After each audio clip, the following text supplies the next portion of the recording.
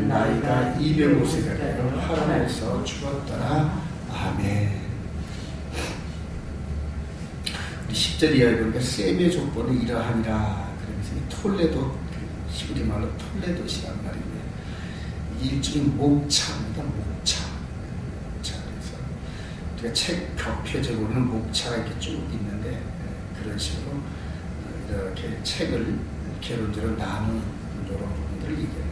셈의 족보로부터 시작해가지고 32절에 보니까 데라는 나이가 205세가 되어 하란에서 죽었더라. 그리고 이제 누구 얘기가 시작되냐 하면은 아브라함의 얘기가 시작됩니다. 자, 그 이후로 창세기 12장부터 시작해가지고 아브라함의 후손들의 얘기가 이제 성경 전체로 이루어집니다. 성경 전체. 어서 오세요.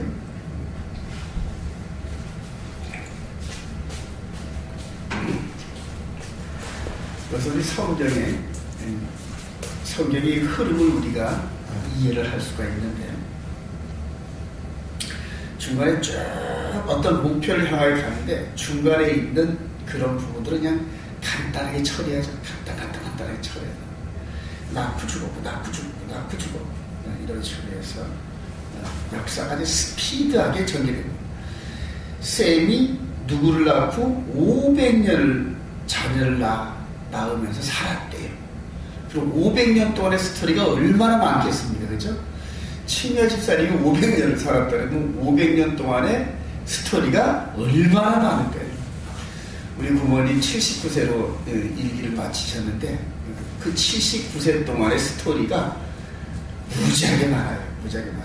거기에 함께 살았던 남편도 있고 또 작은 부인도 또 작은 부인을 통해서 난 아들도 있고 또 본부인을 통해서 낳았던 그런 아들도 자녀들이 넷이나 있고 또 그들의 손자들이 있고 이런 식으로 해서 한 그 79세에 살면서 그 삶을 마쳤던 한 사람의 얘기도 족보를 통하여 얘기를 하면 수없이 많단 말이에요. 근데 그런 것들이 이 생명체에는 별 가치가 없어요. 그래서 낳고 죽었더라. 그리고 이제 이 아브라함부터 시작되면서 아브라함, 이삭, 야곱 12아들, 그 12아들을 통해서 이스라엘이 형성돼요. 이스라엘이 남북으로 갈라져가지고 또 전 세계에 흩어지고 그리고 이스라엘 백성들을 통하여 유대 지파를 통하여 오신 누구? 메시아. 그래서 창세기 3장 15절부터 시작돼가지고 하나님의 그 관심의 목표는 누구에게 있다? 메시아에게 있다. 근데 메시아까지 가려니까 아담, 그 다음에 셋, 아브라함을 거쳐가지고 수없이 많은 인간의 연결다리가 쫙 이어진단 말이에요. 그리고 그 연결다리를 중심으로 해서 그 삶의 애환들이 기록되어진 것이 성경책. 그래서 여러분들이 성경책을 창세기부터 계시록까지 많이 읽으면은 창세기를 읽으면서 어디가 생각난다? 계시록 본다. 계시록. 자, 오늘 인간을 이렇게 쭉 하기 전에 11장 1절에 보니까 온 땅의 언어가 하나요, 말이 하나였더라. 그러면서 셈 이후로 전 세계로 하나님께서 흩으시기 직전에 하나님을 대적하는 사건들이 딱 벌어지는데 우리 4절 한번 볼까요? 4절 시작. 또 말하되 자 성읍과 탑을 건설하여 그 탑 꼭대기를 하늘에 닿게 하여 우리 이름을 내고 온 지면에 흩어짐을 면하자 하였더니 바벨탑을 쌓는 얘기입니다. 바벨탑. 지금부터 몇 천년 전인지 몰라. 근데 하여튼 바벨탑을 쌓대. 그리고 그것이 성경에 기록되어졌대. 자, 그런데 그렇게 바벨탑을 쌓았던 우리 인류들을 향하여서 하나님이 직접 개입을 하셔요. 7절 시작. 우리가 내려가서 거기서 그들의 언어를 혼잡하게 하여 그들이 서로 알아듣지 못하게 하자 하시고 여호와께서 거기서 그들을 온 지면에 흩으셨으므로 그들이 그 도시를 건설하기를 그쳤더라. 그러므로 그 이름을 바벨이라 하니. 바벨, 혼잡하다, 그런 이름. 이후로 이 바벨이라는 이 이름 단어 언어가 바벨론 해가지고, 그래서 우리가 역사상으로 볼 때 구바벨론, 신바벨론 이런 식으로 역사 속에서 이렇게 잡힙니다. 신바벨론이 아닌 구바벨론에 그 유명한 왕이 있었죠. 함무라비라 그래가지고 아브라함 시대 때와 동시대 사람으로 우리 역사 속에 잡힌 한 인물이 있는데 최초로 국가다운 국가를 형성해가지고 거기에 지도자가 됐는데 거기에 지도자가 누구다? 함무라비 왕이 있는데 그 함무라비 법전이 유명합니다. 유명해서 도둑질한 자는 어떻게 해라? 손 잘라라. 그렇게 해서 그 팔조금법이라 해가지고 그 함무라비 토판에 이렇게 크게 그대로 진흙에다 이렇게 글을 써가지고 그걸 구워서 도자기 형식으로 만드는 그런 함무라비 법전이 발견되기도 합니다. 그게 지금부터 한 4,000년, 5,000년 전 그런 얘기입니다. 또 얼마 전에 보니까 이란인가 어디에서 도둑질한 그 남자를 공개로 팔목을 이를 잡는 그 사진이 나왔더라고요. 사람들이 그 형을 집행당하는 그 사람이 눈을 가리고 양쪽 팔을 잡고 이 팔을 꽉 누르고 옆에다 큰 도끼자루 같은 거 갖고 여기 팔 이렇게 내찍는 그런 사진이 인터넷에 올라갔어요. 너무 비참하고 그러니까 도둑질하지 말아야 돼. 자, 이렇게 해서 바벨탑을 흩어버렸는데 그것을 자세하게 지금부터 2000년 전에 그 바벨탑 상황을 자세하게 묘사한 그런 그 말씀이 있어요. 우리 계시록 18장 가봅시다. 그래서 역사는 나이테식으로 이렇게 되어 있는데 바벨탑 사건은 우리 눈에 잘 안 보이는데 2000년 전에 장차 바벨탑 사건 같은 일들이 일어날 것이다. 이렇게 해가지고 그대로 말씀을 해놓은 게 있어요. 자, 우리 계시록 18장 1절로 시작. 이 일 후에 다른 천사가 하늘에서 내려오는 것을 보니 큰 권세를 가졌는데 그의 영광으로 땅이 환하여졌다가 심찬 음성으로 외쳐 이르되 무너졌도다 큰 섬 바벨론이여 귀신의 처소와 각종 더러운 영이 모이는 곳과 각종 더럽고 가증한 새들이 모이는 곳이 되었더라. 그 음행의 진노의 포도주로 말미암아 만국이 무너졌습니다. 또 왕들이 그와 더불어 음행하였으며 땅의 상인들도 그 사치의 세력으로 치부하였도다 하더라.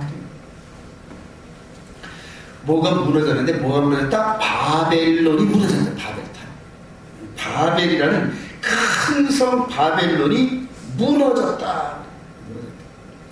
저는 창세기 11장에서도 뭐가 무너졌다? 바벨탑과 그 함께 쌓던 벽돌을 쌓던 도성이 무너졌단 말이에요.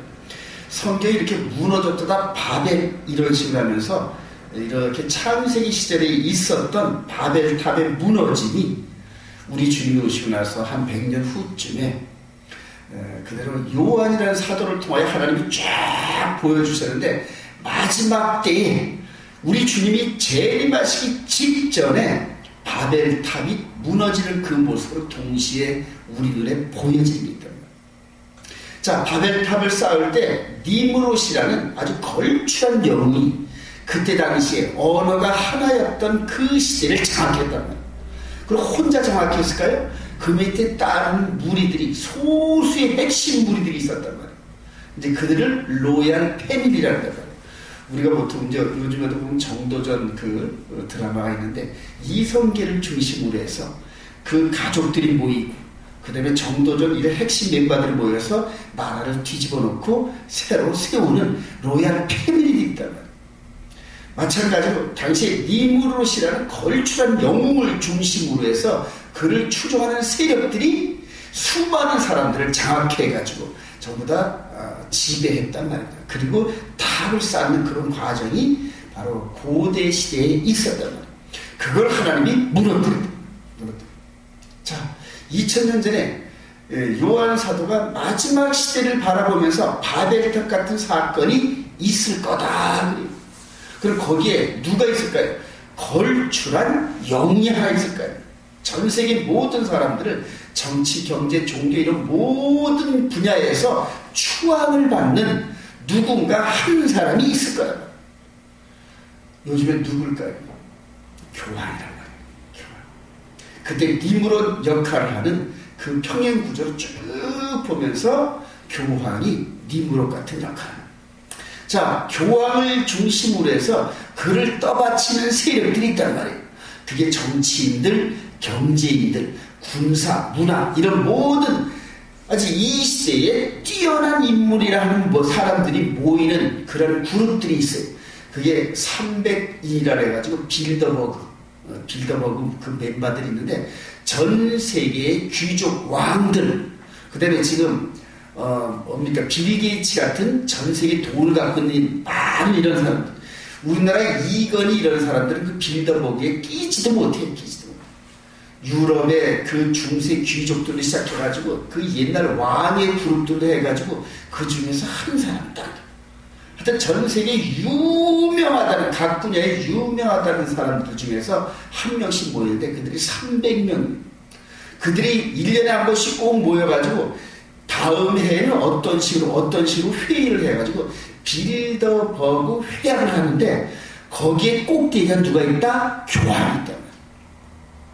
여러분, 지금 교황은 로마 제국 시대 이후로 시작해서 이 로마 카톨릭으로 이어지는 그런 핵심 멤버들이 한 1700~1800년 동안 그 라인, 그 조직이 계속적으로 이어져 내려온다. 그 조직을 꺾을 그 조직이 없어요.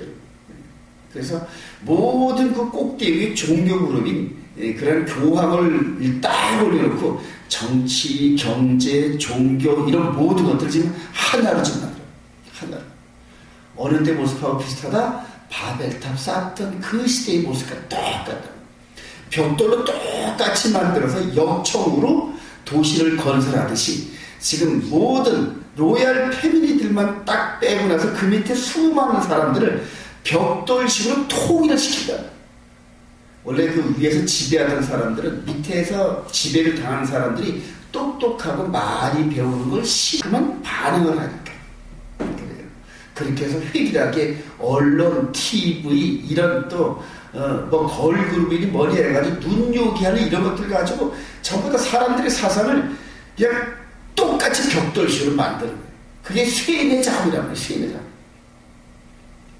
지금 제가 되게 신학을 했던 이런 부분들도 무언가 보이지 않는 그러한 그 검은 그룹에 의해 가지고 신학이 디자인화되어 있어요. 그래서 그 벽돌 같은 그런 그 틀 안에서 사고하게 만들었다. 그러니까 그 사고의 틀을 딱 만들어 놓고 그 밖으로 벗어나면 뭐다? 이단. 지금 이 총회 교단이니 노회니 무슨 그 어느 예수교 장로교니 이런 것들을 만들어가지고 그 틀을 만들어놨다. 침례교는 침례교 틀을 만들어놓고 재림교는 재림교 틀을 만들어놓고 그래서 그 틀 안에서 자유로운 사상을 할 수 있지만은 그 틀을 벗어나는 것이에요. 그래서 교단과 교단이 교류되는 것도 서로 다 싫어하고 이런 식으로 전부 다 묶어놔버렸다는 거예요. 저거 벽돌식으로 다 묶어놔버려요. 아침에 제가 묵상을 하면서 그렇구나. 그대로 셈 이전에 함, 셈, 야벳 그 시대에 이 바벨탑을 쌓던 그런 그 영적 상황이 그대로 지금 마지막 때 그대로 그대로 이어지는구나. 근데 그때는 흩었단 말이에요. 그때는 하나님께서 소수의 그 인원들 막 이제 씨가 퍼져나가는 그런 때에 그대로 심판을 하시면 그나마 씨도 다 날아갈 것 같으니까 하나님께서 언어를 흩어버렸다. 근데 이제 다시 이 언어가 영어라는 언어를 중심으로 하나가 되어가는데 지금 이 시대는 어떻게 할 거냐? 어떻게 할 거냐? 해답이 여기 있어요. 18장 4절 한번 보십시다. 18장 4절 시작. 또 내가 들으니 하늘로부터 다른 음성이 나서 이르되 내 벗어나 거기서 나와 그의 죄에 참여하지 말고 그가 받을 재앙을 받지 말라. 그래요. 그가 받을 재앙을 받지 말라. 바벨탑 사건 때는 싹 흩어버려. 전부 다 처벌하는 형식으로 흩어버리는데 이제는 마지막 때가 되니까 거기에서 뽑아내신다. 거기서 뽑아내신다. 마치 진함철을 탁 가다 대면 이 쇠 성분이 전부 다 달라붙듯이 하나님께서 지금 이 바벨론처럼 이 바벨탑처럼 이게 바벨론의 포도주를 취해 있는 혼잡한 이 시대에 하나님께서 하나님의 백성들을 뽑아내요. 내 백성아 거기서 나와라. 마지막 하나님의 거룩한 백성들을 이 바벨론의 포도주 같은 여기에 혼합되어져 가지고 그냥 그대로 막 묻어있는, 마치 그러니까 열매를 수확을 할 때 밭에서 막 여러 가지 이런 것들이 막 묻어나오는, 그것을 깨끗이 씻어내듯이 지금 하나님의 거룩한 백성들을 뽑아낸다. 근데 뭘로 뽑아낸다? 말씀의 진함처럼 뽑아낸다. 진리의 말씀으로 변하지 않고 이 바벨론의 포도주에 의해서 혼잡되어지 않는 그 말씀을 통하여 쫙 비춰주신다. 그게 바로 시내산에 있었던 그런 언약의 말씀이고, 예수 그리스도로 말미암아 새롭게 주어진 그 계명, 이 마음판에 기록되어진 하나님의 말씀이 이 마음판에 들어가가지고 이 마음을 거룩하게 하는 그 말씀, 여태까지 틀 안에 있었던 그 말씀이 아니라 그대로 틀을 깨트려버려 진리의 말씀을 그대로 선포되는 그 말씀을 통하여 내 백성아 나오라. 지금 그게 느껴지더라고요. 그런데 그 말씀의 틀을 벗어나는 자들은 뭐한다? 2단, 3단 핍박하고, 그것이 마지막 짐승의 표사인 거예요. 자기의 그 법, 마지막 때 그 짐승이라는 그런 그 마지막 적그리스도, 자, 그가 세운 그 법의 틀을 벗어나는 자는 2단, 3단하고 죽이는 그 사건이 짐승의 표사건인데, 저와 여러분들이 지금 그 짐승의 표사건, 그 법을 벗어나고 있는 중이란 말이에요. 지금 그렇게 벗어나고 있는 저와 여러분들의 말을 믿는 사람이 몇이나 되겠습니까? 내 백성아 나오라 그렇게 들어오면서 그 기존 틀, 바벨론의 그 틀을 벗어나고자 하는 저와 여러분들, 뒤에서 따라나오려고 하는 그런 사람들이 몇 명이나 될까요? 부모와 자식 관계도 이 말이 믿어지지가 않아요. 형제와 형제 간에도 믿어지지가 않아요. 그러니까 막 애가 타는 거예요. 얼마 전에 그래서 제 남동생하고 이러다 1시간 정도 이렇게 경로를 벌이다가 아주 그 밑에서 올라오는 그런 악한 이런 부분들이 막 드러나기 시작하더라고요. 그러니까 형을 대적하는 게 악한 것이 아니라 하나님의 말씀을 대적하는 게 악한. 그러니까 기존 이 벽돌 틀에 꽉 잡혀 있어가지고 이것을 벗어나면은 뭔가 의심스럽고 대적하는 그래요. 그래서 막 가슴이 눌리기 시작합니다. 하나님 도대체 어떻게 하면 좋겠습니까? 뭐 자녀들에게 말을 하더라도 뭐 그런 데면 훈이는 뭐 더 험악한 말 나오기 전에 그만두세요. 그런 데면 자식이 부모를 대적한다. 부모를. 그러니까 자기 사상의 틀에 벗어나면은 자기 딴에는 자기가 그렇게 그 생명이 긴 줄 알고 가고 있단 말이에요. 그러니까 그 생명의 길을 벗어나게 하려는 그런 부모도 막 대적하게 되는 이런 사상 논쟁, 아주 사상이 좀 혼잡스럽다. 이런 마지막 때에 저와 여러분들을 이렇게 혼잡된 바벨탑 같은 이 안에서 우리를 불러내시는 주의 음성 듣기를 소망합니다. 그렇게 해서 말씀에 우리가 잘 다듬어져서 우리가 이제 말과 혀뿐만이 아닌 온 몸에서 뿜어져 나오는 진리의 빛으로 이 어두운 바벨론의 세상을 비추는 저와 여러분 되시는 주님의 이름으로 축원드립니다.